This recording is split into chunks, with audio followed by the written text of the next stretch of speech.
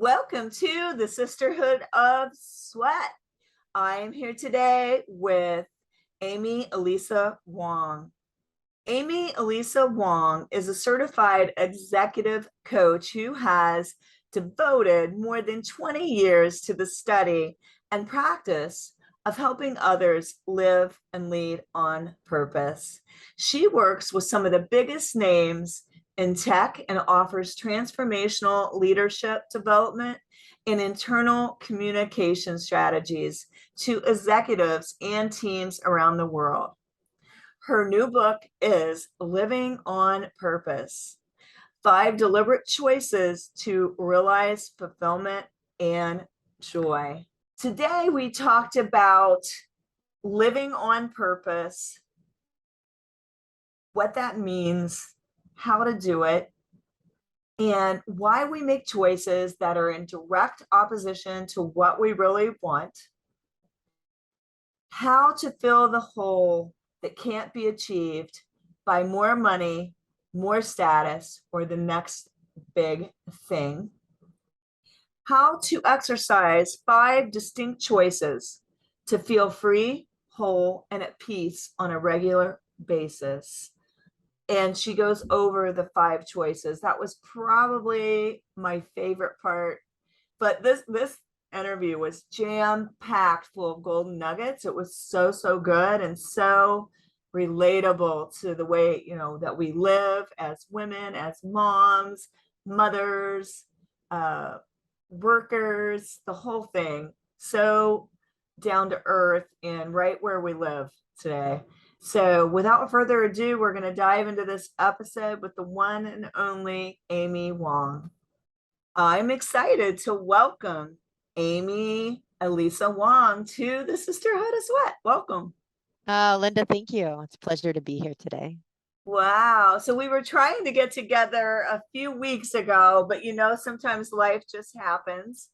That's right. You say life always happens on purpose. Your book is Living on Purpose: 5 Deliberate Choices to Realize Fulfillment and Joy.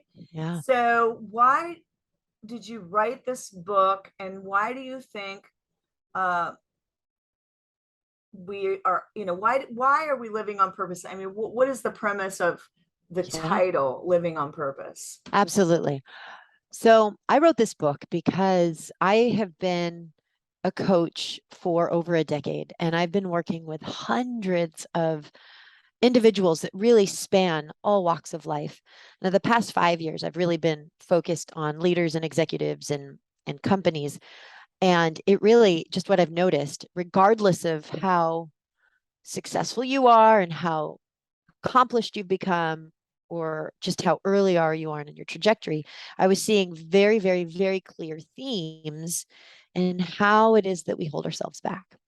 I've been fascinated by this. And all my life, I've been really devoted to the bigger questions, like why are we here? And what is this thing called life about? And so really quite spiritual, not religious, but really spiritual. And I really dove into consciousness studies in high school, and all the different wisdom traditions. And so just fascinated with all this stuff. So those passions, plus all of these conversations, it really started to emerge that, there is a clear way out of the way in which we all tend to hold ourselves back. And so the process I was working with and taking clients through was really working, and it was profound, and it was amazing.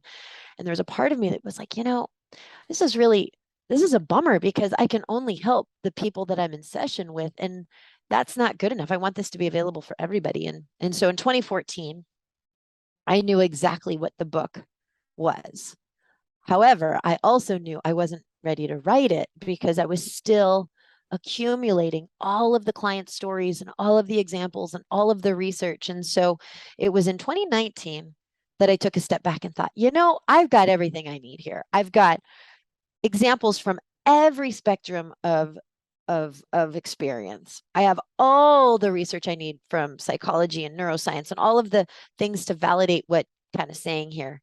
Now it's time to put this together. And so it was time. And so I really wrote this because it helps people, and it has to be out there. I didn't write this as a moneymaker or anything. It was really more like this has to be out there because it really does help people. Yeah. Speak to the mom today that got up at like, I don't know, 5 a.m. Yeah. Uh, she's flying through, she's grabbing a piece of toast, grabbing one kid, throwing something in the laundry, her briefcase, forgets her notes, rushing in the Yeah. car, spilling coffee on her shirt. Um, how can she live more on purpose instead of feeling like Yeah. she's flying by the seat of her pants? Oh my gosh. Well, first I would say I am that mom. I've got kids. I do it too. Oh, and Like it's bad moms, where the spaghetti flies all yeah. over the place. Right, right, right.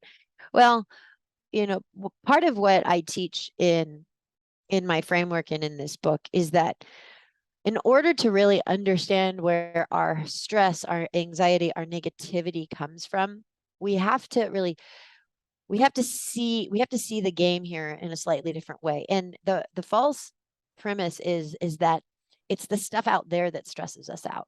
It's the conditions out there that cause our negativity. It's the fact that my kid woke up at 5. It was the fact that the coffee spilled on my shirt. We look at the conditions around us and say, this is stressing me out. And part of living on purpose is saying, you know what? I'm going to be unconditional, meaning I'm going to thrive regardless of the conditions in order to Ooh, truly yeah. right. And in order to truly be on purpose, we have to recognize, guess what? It's not the conditions that stress us out. It's our relationship to the conditions. And very simply, I'm going to give you all a big secret here. And if you all want to know the single one cause of all things negative. So let's imagine that you can take all emotions and put them on a vertical scale. Okay. All emotions you could ever feel. Here's neutral. Here's all the positive emotions going up in positivity. And then below neutral is all the negative emotions going down in negativity. Everything below neutral is caused by one thing. And whether it's as mild as confusion, all the way down to revenge, is as intense as revenge, all the way down to just depression. All of it is caused by one thing. And here it is. When you are in your now moment and then you resist what is. The moment you resist what is, boom, you drop below neutral.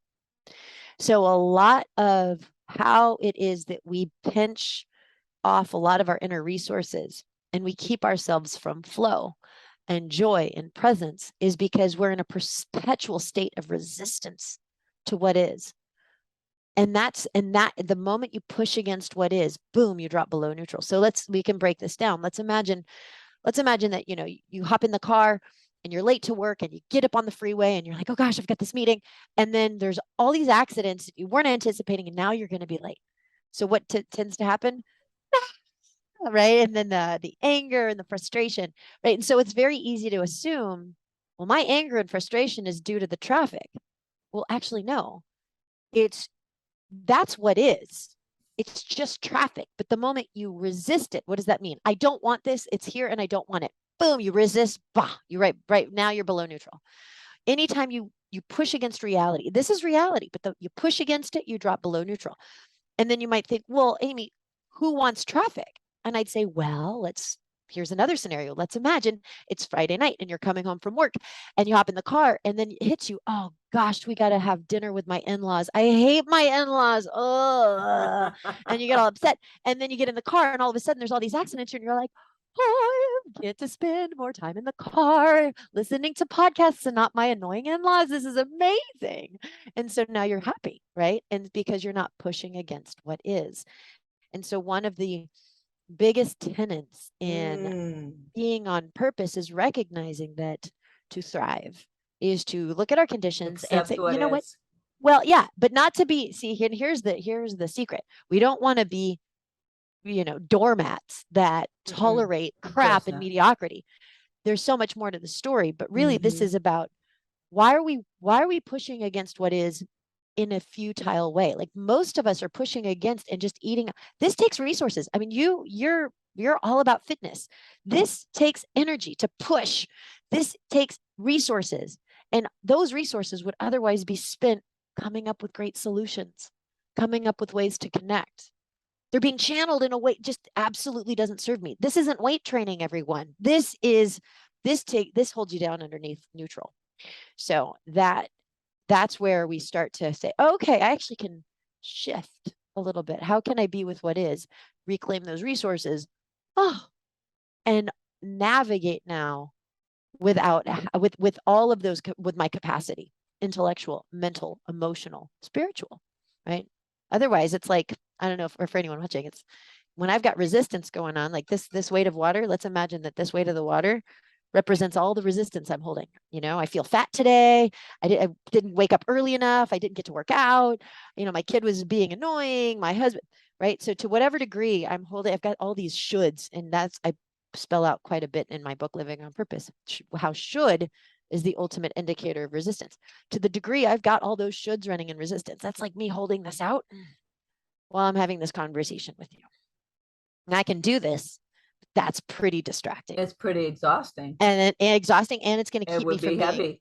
being, and it's going to keep me from being really connected. Yeah. And effective here with you. Mm-hmm. Yeah. Yes. And as you were talking, I was just thinking about my friend who's the nicest person on the planet. So positive, but when she drives, it's hysterical. You can't help it because she's like Mary Poppins, but not behind the wheel. She's like that jerkwad, that this. And her daughter and I were riding all the way to Chicago, and we're just cracking up at the stuff coming out of her mouth. I could relate to that. So, so resistance. And recently, I was on a cover shoot, and it wasn't going as planned. And I'm very much like a visual person. I had a certain idea in mind. I am a person of my word. Things are, kind of, and I realized, maybe I just need to trust that this is going to work out the way it's supposed to. Let go of all this stress about who isn't going to be able to come because they have COVID. The person that was supposed to be here helping us with posing, it's going to be someone else, and all the things. And it was the most beautiful, wonderful experience. I let go of all my preconceived notions. We were supposed to shoot 2 days on the beach. We were shooting 1, and we're going to do all in 1 day. And I realized that was the biggest blessing I could ever give myself, is when I just surrendered to what is, to the moment of what was happening, and it went great. That is one of the most powerful tenets in Living on Purpose. The second choice is choose to know that there is no way things should be, because all of our misery comes from this idea that there's a way this should go. There's a way this should go. Yeah, exactly. And there's a way this should go. And what I'm hearing from you is you let go of this imaginary standard. This is how it should go. And you let it emerge as it did. And you found magic in that. You found joy in that. Oh, and that's truly, that is a life well lived. Well, we ended up with, instead of the one person that was amazing, would have been amazing equally, we ended up with a celebrity stylist who like styles for people like Elton John, Britney Spears, Lady Gaga. So like, hello. Oh my gosh. Instead of blessing. And I just remember how funny it was as he was helping me into my shoes, because we had to kind of, it was a busy day from morning until night, but he was helping me in my shoes, and he looks at me, he's like, don't get used to this. Oh my gosh, I cannot tell you how many times when I was home, I was like, oh, where's Joey? Where's Joey? He'd know what I should wear with this outfit. He stands behind you, and he says things like, you've already got it. You don't have to work that hard. And all these confidence boosting things. That's wonderful. And so I took a lot away from the experience. So I think when we can all learn to relax Yes. and surrender in the moment at times when things are going awry. We think, we have a certain vision, expectations of the way we think things should go. But Mm-hmm. when we're not so rigid and we become a little more fluid and go with the flow, magic happens, I think. Mm-hmm. Mm-hmm. That's exactly right. That is exactly right. And I love how, you know, those confidence boosters, as you were saying, you got this. You have it all. I mean, that right there, to just choose to know that you got it, that you're enough, that you're whole and complete already. Like that is one of the biggest ways we can release resistance and just allow for brilliant ideas to emerge, creativity, connection. I mean, it's just that's magic. Yeah. Yeah. So I think like being where your feet are too, right? Because, I deal with a lot of busy ladies. And Mm-hmm. when they come in, they can be worrying about their child. Mm-hmm. Something's going awry there. And then work. Yeah. They've got some kind of a business meeting. They've got to do a presentation. Yeah. And home, whatever. They can have all this going on in their mind while they're trying to get fit. Yeah. But the Yeah. biggest advice then would be, I think, to be where your feet are at the moment, like to be fully present Yep. when you're giving your presentation, fully Yeah. present when you're doing your workout, fully Yeah. present when you're driving, of course. Message to said friend. Oh my gosh. So, why do you think, I'm just going to move this along a Yeah. little bit. Why do you think we make choices in opposition, direct opposition to what we actually really want? Like Oh, we say on Monday, oh, I can't fit in my clothes. I want to feel better. I hate the fact that I can't button up my suit. But then by evening, we're eating a pizza and drinking a beer. yeah. Yeah. Gosh, there's so much to this conversation, and there are so many ways we could expand on this, and the truth is willpower is a finite resource. And by the end of the day, all of our willpower muscles are completely shot. And so that's why we want to reach for that pizza and beer when we were so great at 9 and 10 and 11 a.m. in the morning. But to have the bigger conversation here, this really is about the topic of choice. And choice is everything. We know this, but we don't really think about it. But we get to choose everything in every moment. And the sum total of our choices really dictates the quality of our life. Now, we tend to focus at the level of action. Like, am I going to eat this apple or am I going to eat this, handful of chocolate? Am I going to, and so we tend to put a lot of focus on this layer, and we say, okay, well, I really need to choose the actions that serve me. And that's true. Like, we want to be mindful of our actions. What I really focus on and what I find to be most fruitful is, in addition to that, let's narrow into a layer that's a little deeper. And what we're going to now choose, we're going to choose at the level of perception, level of interpretation, because really where the quality of our experience comes from is not so much at the level of action, it's at the level of interpretation. And we get to choose how we interpret what we're perceiving. We get to choose what we're telling ourselves about what's going on. And so back to your question around why is it that we make choices in opposition of what we really want? Well, the truth is many of us are focused on trying to push away the things we want to avoid. And many of us are focused on like a thing that they've like this isn't a thing. I'm supposed to get to this number on the scale. I'm supposed to get to this amount of money. I'm supposed to make this thing happen. And so we get so attached to the thing, to an idea, or we're really narrowed in on like Rigid again. rigid, exactly, Yeah. rigid, and I'm going to use fitness because we're talking here. Yeah. In our fitness journeys, oftentimes what motivates us is pushing away what we don't want versus really focusing on what we do want. So for a lot of people on the fitness journey, they're really motivated to go to the gym and work out and eat well because they are afraid of not looking good in a bathing suit when they go to Mexico next week. They're afraid of not being able to fit in their jeans, for that date night out that they've got Friday night. And so there's this motivation of pushing away the negative consequences. Now, what did I say about pushing away? When we push away negative consequences, we keep ourselves under neutral. So now we're in a negative emotional place and I'm eating up resources. So those are resources that would give me better ideas about how to move forward. And so really this is a focus opportunity. Many of us are focused on the things and just in a way that totally doesn't serve us. And so one of the ways out of this, and what is so powerful, is to begin to ask yourself, not what is it that I want to do? What is it that I want to achieve? Right? What is it that I want to feel?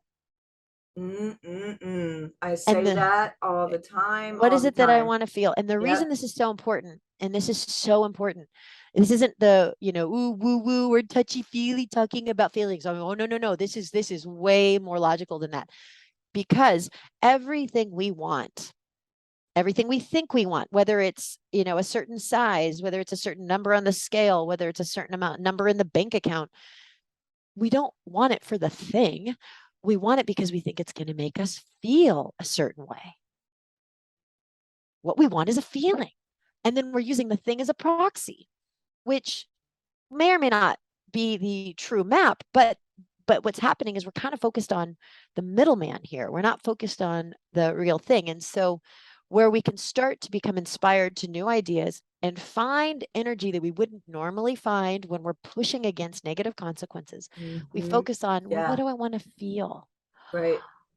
So it's like, oh, I want to feel youthful. I want to feel strong. I want to feel flexible. I want to feel connected. I want to feel and vitalize. And then all of a sudden, just with that shift in perception, all of a sudden your perceptual horizon opens and oh, you know what? I don't have to slug myself to the gym. I could go run on the track with my neighbor. Oh my gosh, it would be amazing. It's a beautiful day. And all these ideas that are there, but you don't have access to because you're pushing now all of a sudden emerge. Oh, yeah. I love that so much. So when we're pushing, pushing, pushing, and we're resisting, we're almost attracting that though, right? To ourselves. Right. What you resist persist That's type exactly right. type of Yeah, deal. that's So I exactly right. love the whole premise. I all the time I tell my clients to think about how they want to feel next week or next month, or Yes. like when you're being faced with whatever your most tempting dessert is. Yeah. It helps if you think about how you want to feel later, Yeah. and I know personally for myself, I want to feel fresh, clean, Yeah. healthy, all the things. Yeah. So I love the whole, thinking about how you want to feel. But what about when we're achievers Yeah. and we are chasing after achievement, and we get Mhm. the thing we thought we wanted, Yeah. and it's really kind of Ho hollow. hum. It's Ho hum. Yeah. yeah, it's like, and then we think we've Yeah. got to keep on to the next. We don't, you barely let Right. the dust settle because we're Yeah. overachievers. On to the That's next, the right. next, the next, the next, the next thing. Yeah. This is probably one of the most common predicaments that just any achieving, any high performer, just anyone really Yeah. gets stuck in. And this is a big this is a big subject in my book. And the reality is the reason what we're talking about, I call it the hamster wheel. We're on this Oh, hamster that's a good wheel analogy. where it's like, okay, it's the next thing. Okay. And then when I finally get the next thing, it's okay, then it's going to be enough. And we're seeking to fill a hole that we can't really put our finger on. And so we have Yeah. these ideas about what's going to fill the hole. And then when we achieve the things and we're not fulfilled, then it's like, okay, well, what's the next thing? What's the next thing? And then it just becomes this a very kind of depressing cycle, but we don't know Hmm. what else to do. Well, here's what's going on. It's because we have been trained to figure it out, not feel it out. And so what I'm talking about here is that, starting at a young age, we go to school and we're taught a formula that sounds like this: get good grades so you can get into a good school, get into a good school so you can go to a good college, get into a good college so that you can get a good job, get a good job so you can make lots of money, make lots of money so that then you will have arrived. And that's usually about what it is. And so we start on the path striving for the thing, the achievement, the thing. We're not taught to ask, well, what do I want to feel in the process here? All we become conditioned to do is, well, what do I want to achieve? And that's why all of us end up getting really good at figuring things out to get to the thing. Now, remember, we all want stuff. We have goals, we have vision boards, we have 5-year plans. Now, not to say that those aren't important, but what's happened is we've put all of our eggs in the basket of, okay, that's the thing I need. Okay, that's the thing. And we haven't really fully thought through, well, why is it that I want? Well, what is it that I want to feel? And we get so attached to the thing that we've lost the ultimate map to the feeling. And so now we're only focused on the thing. It's like, okay, I'm going to go to the thing. I'm going to get to the thing. And we get to the thing and it's like, wait, but no. Okay, well, maybe it's the next thing, because we're not asking ourselves, what is it that I want to feel? What is it that I want to feel?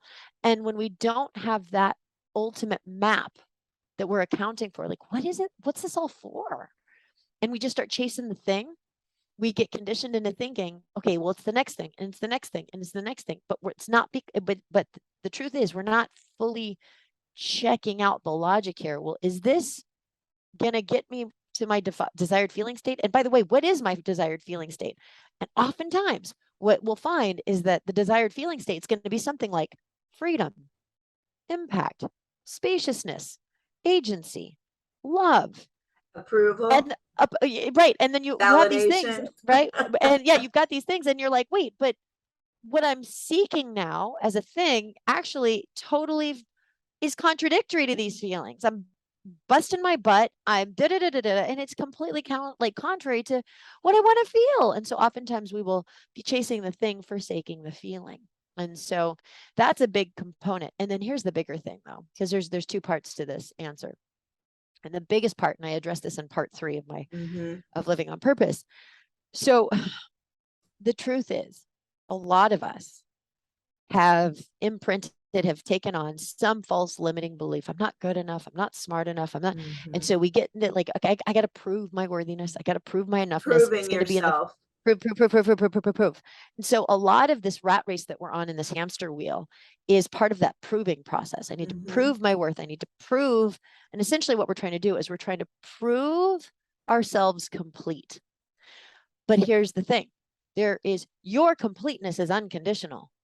There's no amount of proof that's ever going to give you the feeling of unconditional wholeness and completeness that you deeply, deeply desire.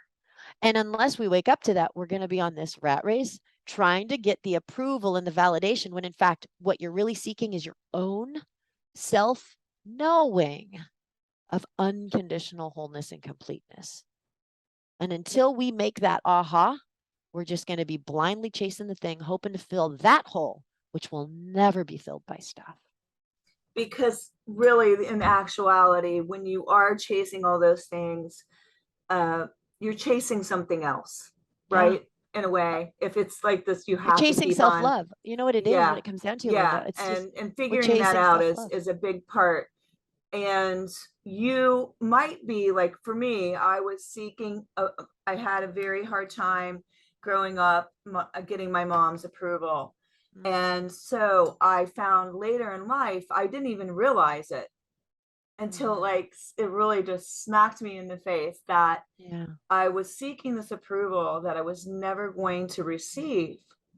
And I was knocking myself out for it. And I didn't even realize it until there was a couple things where I couldn't have achieved a higher accolade. And some people never achieve some of these accolades. They were so like high.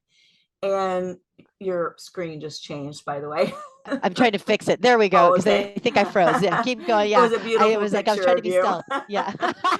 so It froze. So what happened then is I realized, oh my gosh, I've been doing this my whole life. Yes. And I didn't even recognize it. Yeah.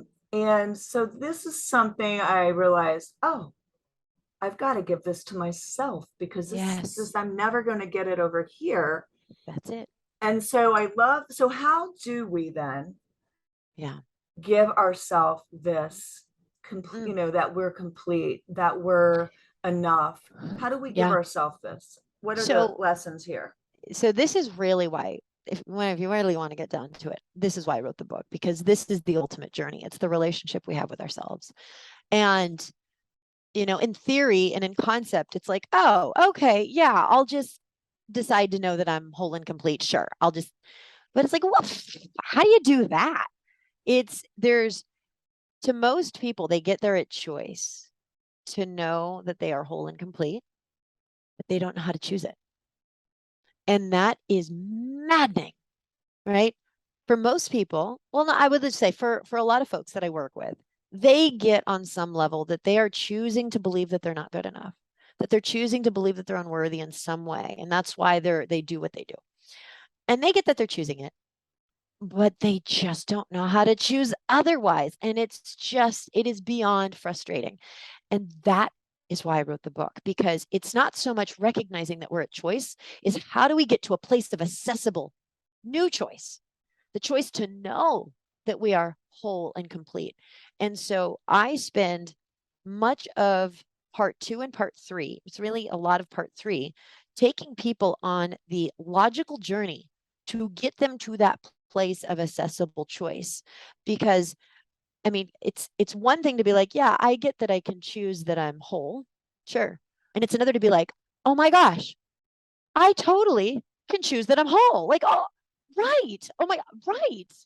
And so that's the aha, the perceptual aha.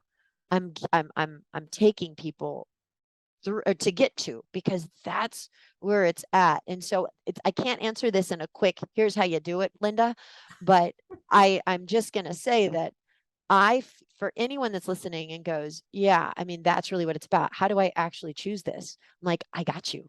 That's why I wrote the book, because that is a journey you have to go on, but you have to know how to perceptually get yourself there. And this is where, um, so I was a mathematician in my previous life. So I studied math at UC Berkeley, and so very quite logical and quite technical. So for me, like, I am a master of logic. So I'm like, I'm going to present an argument in a very irrefutable way so that there's just no way you can question how possible it is, and how, what it is you need to do in order to choose that you're really ultimately whole and complete. So um so that's what I'll say there. Love it so much. And it is kind of like your own personal journey, but I think Yeah. today may trigger some realization in a lot of people while we're talking about these different things. Mhm. And on my own personal journey, I started just realizing that I had to unlearn what I was taught in childhood.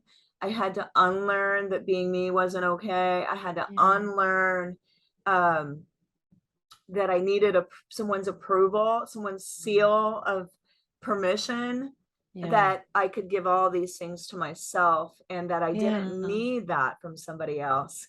And Mhm. that is freedom right there. That is freedom. That is freedom. That is the ultimate freedom. And my belief is that that's ultimately the feeling that we're all after.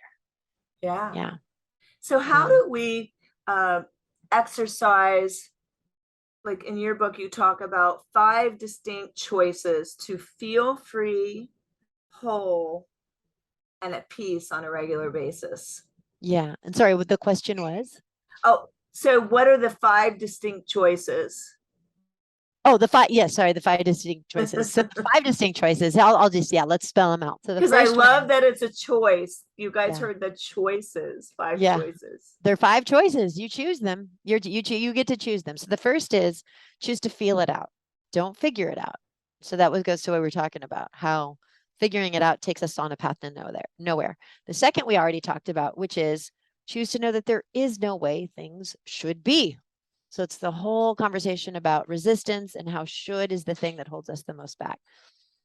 Sorry, I don't know if you're going to edit this, Linda. I apologize. Like there. Oh, it's totally fine. Yeah, okay. My audience prefers the real deal. Oh, good. I'm like, okay, because I'm like, I They got like to this, know I you're got that. human, you have a Oh, I'm child, human. you have a I've got my dog, kids, I got the dog, I've got a crazy busy husband. Okay, good. So and yeah, an so that's amazing bookshelf. thank you. Yes. My inspiration. So choice number three is there choose to know that it's always working out for you. Now, this one is a big choice to make because a lot of people will be like, but it's not working out for me. That sucked and that sucked and that sucked. And there's a big conversation around here. And, and I'm not saying is it a truth that it's always working out? No, but life is going to hand you things that you weren't expecting. Mhm. That's the nature of life.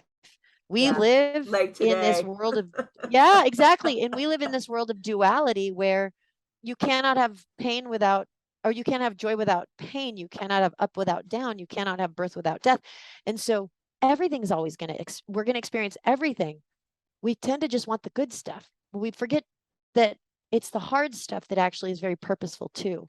So I really dive into how to really hold all of it without resistance and just choose to know that it's working out for you, because when you decide that, that's when the game changes, right? That's kind of what you did on that photo shoot to some degree, right? It was working Right, out. You right. chose to know it was Yeah. working out for you, and look what happened. No, it's totally is. I realized everything is working for me. Yeah, yeah, that's right. And then the fourth one is, and we've been talking about this, choose to know that you're already whole and complete, Hmm. right? And so that's a big one because that's That you don't need much. any additives. Well, it's just you don't need to prove your worth, right? It's not Hmm. really that Yeah, you are already unconditionally enough. You've just forgot that. And yeah. you've spent all of your life I trying to love fill a that. hole to get back to that knowing that you had when you were two. Right. You knew you were whole and complete. Yeah. That's what allowed you to run around with boogers in your nose with a pink sock and a purple sock, and you were like, Or a superwoman totally. cape. Yeah. And you could care less what people thought of you. And you're like, I'm going to sing in front of all these people and I don't care, because you knew yourself as whole and complete. You weren't worried about judgment. So we have to, hey, it was true once. Why did you forget that? So that's the fourth choice. And then the fifth one, and this is really the kicker. And this speaks to that big question you asked around, what is it that we do how do we get to that place of choosing whole and completeness? Well, here it is. You have to choose to know, not believe, your wholeness, your worthiness. And there's a big difference between believing and knowing. And I really dive into the difference and how that's a big unlock. And so all five of these together really are are really orchestrated and configured to be the ultimate roadmap. Do you have to take them in order? Not really. Could you take any one of these and thrive? Absolutely. But when you do all five in the way that it's presented in the book, it really is it's a big, yeah, it's a roadmap. It's a I roadmap to love the thriving. five. I love the five. You guys are gonna have to take notes and write Yeah, those down and get it's the right here. book, Yeah, there it Living is. on Purpose. That's Um, right. would you say living on purpose is setting intention about your life, like being intentional? It's a part of it. It's a part Yeah. of it. It's so being on purpose. And so I talk about on purpose really as an adverb. It's not purpose as a noun, right? So it's really a way of being present, being intentional, yes, and really harnessing choice at the level of perception. How am I going to choose to see this? How am I going to choose to Mm. tell, what is it that I'm choosing to tell myself about this? Okay, What is it so that that I'm nothing's happening to you. Okay. bingo? There it Yeah. is. There Mm-hmm. it is. And That so makes perfect sense.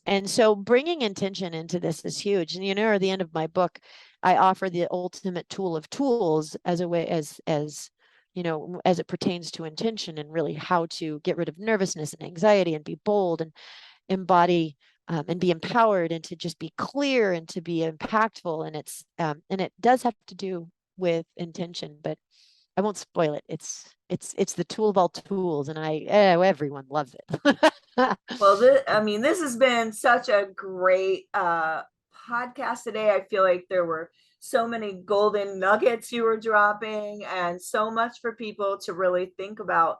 So I have thoroughly enjoyed talking to you today, and I know the listeners probably have too. Oh, Where can they get your book and where can yeah. they reach you on social media? Absolutely. So my book, Living on Purpose, is available where all books are sold. I think the easiest option is to go to Amazon. I narrated the audiobook, so you can do the audiobook. There's the Kindle version. It's at Target, it's at Barnes and Noble, it's all the places. So, wherever makes sense, feel free to go there.